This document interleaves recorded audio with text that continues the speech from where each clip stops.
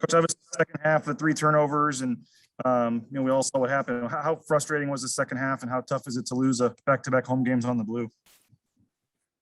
Well, we all know what the standard is here, and that is not it. It starts with me. So we've had continuously starts that are not going to help us win games in the second half, and it's things that we can control.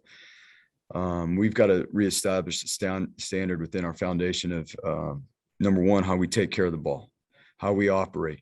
And we come out in the second half, when we have plenty of opportunities in the first half as well to build on things that we did in the first half. We did a lot of things really well in the first half.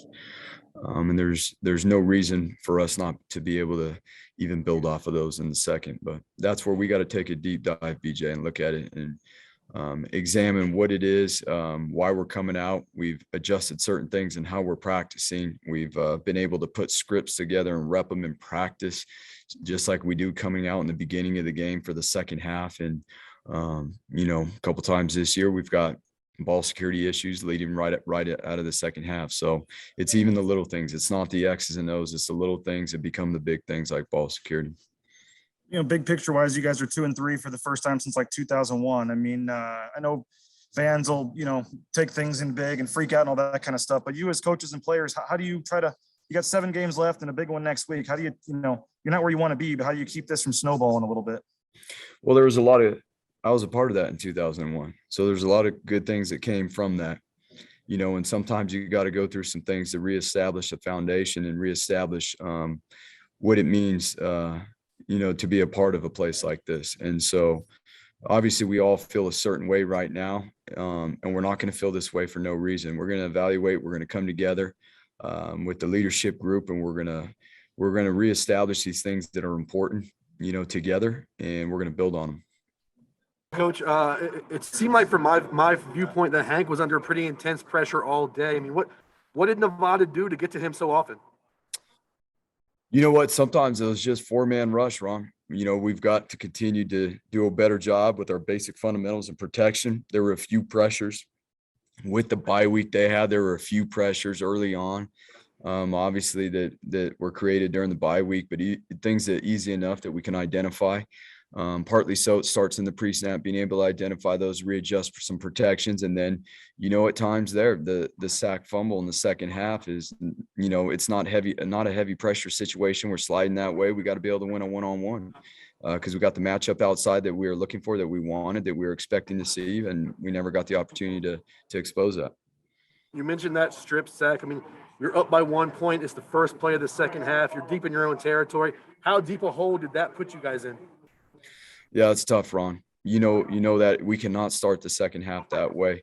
And again, we got the exact matchup that we were looking for with Shaq in the slot, on a certain DB, and we can't even get to it because of, the sack strip and getting pinned down there. Now, part of that too for us on defense is we are doing a great job against the run game. That they went to obviously establishing that in the third quarter, and we stopped executing with the fundamentals and techniques we were in the first half in the run game, and it started to bleed a little bit there. So not only did the fumble contribute to bad field position, but we didn't respond well enough on defense, and that's a tough situation to be in. But our guys are very capable. And we saw George Halani go out in the first quarter. Yeah. Best you can you tell us what happened to him? And yeah, Ron. Yeah, that's what popped up earlier on in the year. So he tweaked a lower half soft tissue. So Thanks, we'll Coach. see what that looks like going forward as we progress. Between the sacks and the muff snaps, you guys lost 97 yards. Just as a coach, just how frustrating is that, and how much does that set you guys back? You know what? Really, that's stuff that us as coaches, we can do a better job making sure that our guys are being able to handle, because the snap situation for the most part was a misoperation in the pre-snap. Again, we were just talking about the pressures that we were getting, being able to identify things, and Hank being able to check and get us into the right plays, and not, we had moved Will to center, which was for a lot of things besides those snaps ended up helping us, especially in the run game. Interiorly, But obviously our operation there, we've got to do a better job getting our guys ready to be able to make those adjustments so that they're on the same page. You know, you talk about the operation on those snaps. Just kind of what exactly were you guys missing there?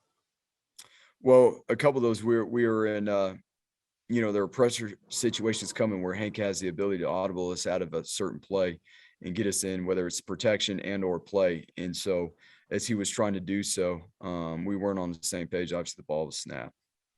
And it was, as you said, it was a critical,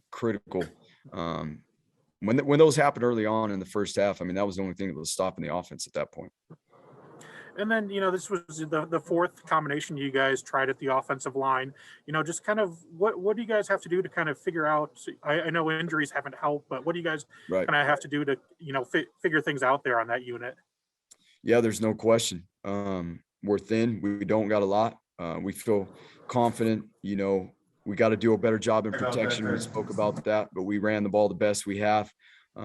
We felt confident about the interior of the offensive line and being able to be a lot stronger. And that's where it all starts. Again, due to injuries, we had to make some adjustments, and we had snap issues previously. Today, the majority of the snap issues were operational. So. Andy, you mentioned the turnovers earlier, but just where they happen to, deep in territory and, already putting Nevada right there in the cusp of the red zone. It's an obvious answer, but I mean, how tough is that when you're A, turning the ball over, and B, giving an offense like Nevada, great field position? Yeah. It's, we can do a better job. Our guys are fighting for the yards, BJ. We just got it. We're fighting for the rack, and trying to get those extra yards and move the sticks. We got to keep in mind that ball security is the priority and the number one deal. And so, again, we can emphasize that and make sure that we are doing a better job as a coaching staff so that our guys can cut it loose, fight for those yards out there, but do it the right way with the ball. And yeah, I mean, for the defense, those are shots to the gut, but we got to be able to respond. And we didn't do a great job to start the second half, but the guys did a really good job after that, responding in certain ways and getting the offense the ball back with 2 minutes there in the fourth quarter, down 10 points when it could have been a lot uglier.